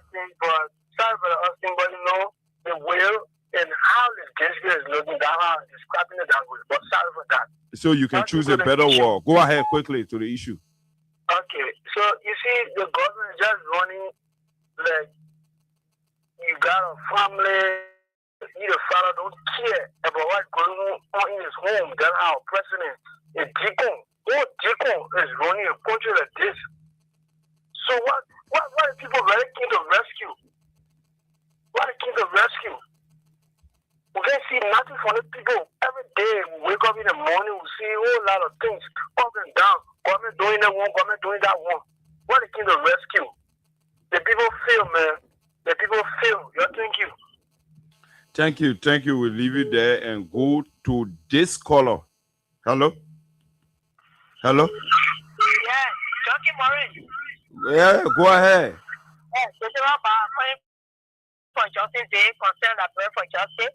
Go ahead, Vicky. Yeah, thank you very much. You are okay. So, Jockey, we told you that prayer for the party where you put in power, you not be in charge. They may not in charge. Then we told you put there, they may not in charge. Everything where the party speak before you can come to himself. When you speak, before you can come to himself, that the party he has to, then before you come to himself, they may not in charge. We will just pray. The few years that remain, what was not one life, that we end the first year to move in power. We told the people, like, parliament, you not be ready, you not represent the country better. See how you speak. The front, generally asking me, he said, to realize nephew. Oh, to disgrace and to disgrace and the way you tell us. Well, yesterday, your thing, you can come back for any one day. Because when I say, I heard from my level to say, and not praying for killing. They said, the man will not fear that. Yeah, and I make a disgrace. So, in fact, about the world leader there. Yeah, but talk like many times about the law and getting business to reach out to the people there, to Macron to speak on it, to address it, to act we are. In that time, we let's say my nephew. Do we have called me? Oh man, you want somebody to call? You want do we have? I said, do we have point? I said, what are you calling me for? I said my secretary to the polo, you deploy to the polo. Then you asking me, when did I please all speak here? Then the boy asking you playing 4 out of you. Let me tell you, the old man brings disgrace to the people that voted for him. Everything is going to all because we don't have people, then they will not be better. Let me send you to your children without mistake. They say, well, you know, which year we put it there. And the calamity and the power the country will pay. The 2 years and a half that we need, we're working on that will really, well, we are 2 years and a half to come with open and council for empower. So I think it can be better. So President, we can come back. Thank you very much. Now, Fedora, and this caller back online 5. Hello. Yeah, go ahead. Thank you. My name is Jimmy S. Mola, calling from Baghdad this evening. Oh, let me say thank you to both of you and Austin this evening for the topic of discussion. My brother, the point of fun out there now is not easy. Even if you listen to that recording, that one thing the president said again in that recording that very, very cut at me and make me sick about it. When they asked the president, when the Senate asked the president, he said, tell the people, how we refer to the people of Labrador that they are lazy. You know what you are doing to Labrador people? You just show to the whole world and nobody's trying to give our head because we are not few money for us. Oh, and we're not able to do anything for ourselves. So refer to the people as lazy people. Oh, when I go here this country, now, get out of the way to protect to the land. And get let's just listen and go to the next train. Okay, now. Thank you. Okay, we're back to line 1. Hello. Yeah. I come and talking more. Yeah, go ahead. Your name is joining us from where? Austin is here. Yeah. Yeah. Austin, how the valley? I'm fine. Go ahead, my man. Go ahead. Okay. This is Ronnie Catchy, 1 million reaction follower of Abraham Gordon William. And Donkey Murray and Bro Austin, thank you for your topic on that discussion. But I want to say one thing to that. They get rich men that when you see them, they are very shining. Then they get another rich man, when you see them, they are very dusty up. Each time you see them, they're not really a rich person. They get dusty up, passing around the community. This kind of people, that rich, and the reason that richness when they get, it will not be for them. But they hijack it, so that it make it, they always look dusty up. So the person that rich, and you see them when you really see them, you really value them. That means that riches, it was for them. So this is the kind of example the government is looking. The government is not present. There's some material. The government will hijack the power, and the power will not be for them. So that why you see today all the things that are going on in this community, in this country today, and because of the president is not presidential material. So the president just speak because of his fear speaking. You get classy on your border. You can't today, you say, oh, the classy have been off. When they ask you, you say another thing. So what kind of person are you? Look at the kind of thing that are going on. You want to cancel the situation that Georgia left on the university campus. How many people today to if it's come on $2,000 to afford? How many people can afford today? Nobody able to afford it. Then you carry on to 10,000. We get how you expecting for the people to learn? Eh? When you carry the school fee up. Okay. So they're making to kill the Liberian people. You're not going to rescue them. Okay. You're going to suffer them. Okay, Vanny Kerry, we'll leave you there and squeezing our last 2 calls, then we call it a night. Yeah, hello. Yeah, Mr. Morris, this is calling from my district. Go ahead. Yeah, you see, if you cry for somebody, then you go somewhere. I mean, when you cry for, you go see that person there. That person holding your hand. And the problem they want for because that person you get there. Mm-hmm. So our president went to Kenya. When he met the man, what he said, he went to the French embassy here. They sent message to him. He went, he met that man. Vis-a-vis, according to French people, vis-a-vis, he met him face to face. Then the country, the king that took our country to the border there. He didn't tell the man there. Then he said, you're sitting outside and Dumia. He tell Macron, he said, oh, yeah, you're staying here. He now go pour a prayer there on my land there. He told that one, them people, they move on there again. The journalists for France, they interview you, then you not get them who are there for our country, it will fail. We the Liberian supposed to go in the street now to tell the man to come now. The city they need to do the job we are. He's supposed to come now because he's not the one to go on the country here. Okay. I don't want to get it here. Okay, we leave you there, and Austin, I think that that would do it for the course. Yeah, so you see, I will close on this note. Our country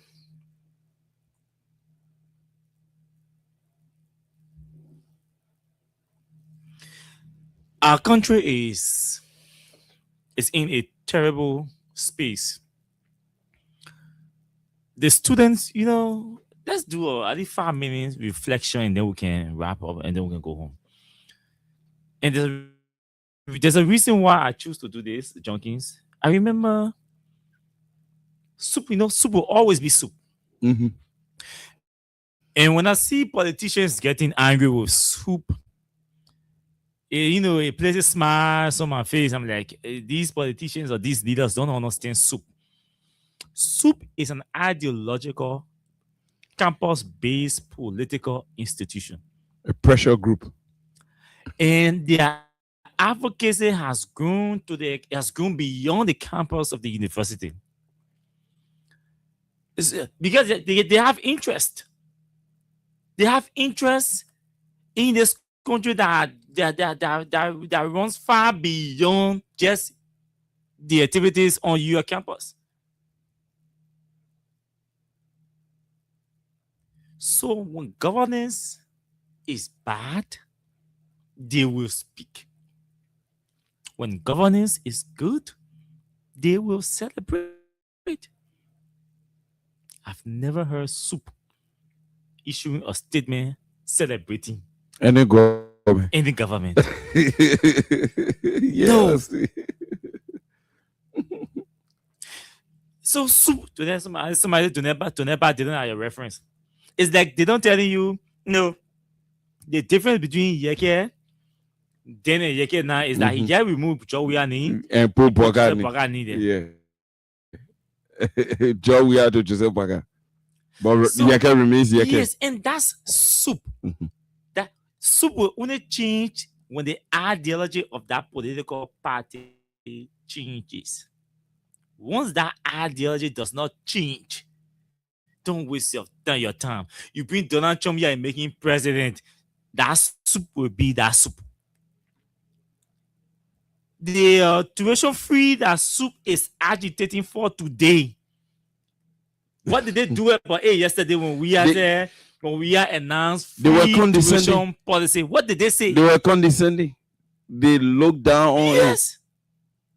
In fact, even to digitize the registration process, they said it was not sustainable. Yes, they said that process was not sustainable, and they wanted to manipulate the students, all kinds of things. Free tuition again, everything about scholarship got abolished on that camp. They had issue. They were still not satisfied. They said free tuition, yes. Digitizing the platform, yes. How does it put chalks and markers and bowls and chairs and how does that clean the bathrooms? How does that improve the infrastructure, the learning environment there on the campus? The party was built to launch struggles. So you build, you pay.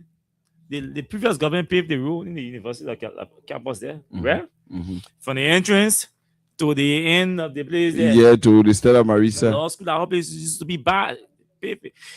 When Ruth Coco Collins and Samuel Toy and McGill went on your campus to inspect that work, paving the road, they were booed. Mm-hmm. Samuel Toy, roll. McGill, roll. The road is paved today in York. The buildings were painted and things. All was not done. But at least the budgetary increment they wanted, they got it. This outstanding payment for teachers and all of that, and faculty people, they got it. That's why you didn't see faculty people laying down chalk one day on Jowia regime, especially after 2019 moving forward. At least last 3 years, 4 years to we are telling you they solve those problems or try to solve those problems. Yes, there are enormous challenges on that campus. No argument. But the point I'm making is the very soup that did not like, that did not appreciate free tuition yesterday, I still remember to saying this is a policy that soup will appreciate after Mr. Weah shall have left power. Yeah, he said that. Yeah, we are today. They are fighting for that policy to be policy retained. That was not sustainable. They want to fighting for now to be retained. It's the policy today that they are launching a struggle and challenging the government that dare you to abolish free tuition. You can't abolish it. Also, what I wanted to mention, the fact that some comrades on campus were benefiting from the whole scholarship coming from. I know your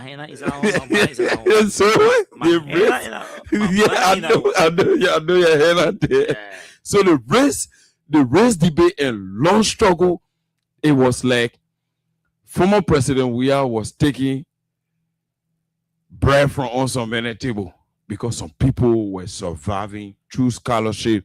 When no scholarship come from maybe Central Bank or wherever, while dividing the scholarship, other people benefit. So some people had to long struggle in the name that the opportunity former President Weah was giving was not sustainable. Howbeit, here we are today. So, like Austin said, the former Minister of Finance told our students that one day you will celebrate this achievement and it will be something that this country will forever remember. And there where we are. So we urge the government, Austin, I think it is important that we urge the government because education is the nuclear of our development and prosperity. So we urge the government to do the needful, rally around every resources that can be, collected from wherever to see how best it can be placed there to alleviate that burden on the students. Soup should not worry. Free tuition is going nowhere. That thing will stay on that campus. It will stay on your campus for the longest because the current system does not have that bravery. They just want to test you. They just testing you. Yeah, the government said they tested on you. They want to give you a reason to come outside July 26th to protest.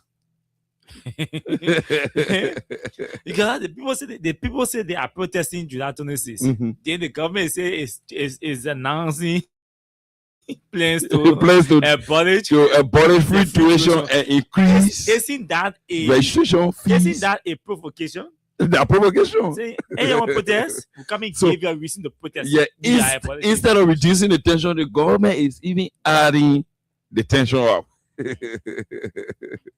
So it's a provoke you to see what you can do. So don't worry, free tuition ain't going nowhere. The free tuition, they're just testing. That is a strategy. They may not even build. They don't want to give you the facilities you need. You already have free tuition. Instead of going to furnish the building, renovate those buildings, do the ACs they're supposed to do, change the tax. So that you don't raise those debates, they just reduce the debate to suppress them. Yeah. Let's announce abolishing free tuition. So we protest, we'll call it to the table. Then we can talk about maintaining free tuition. Then we ignore all of the improvements that should meet up with 21st century architecture. So we're giving you serious intelligence. It's a whole strategy. Yeah, that's what I do. A whole strategy. So we're telling you now. And you'll pay off for the information.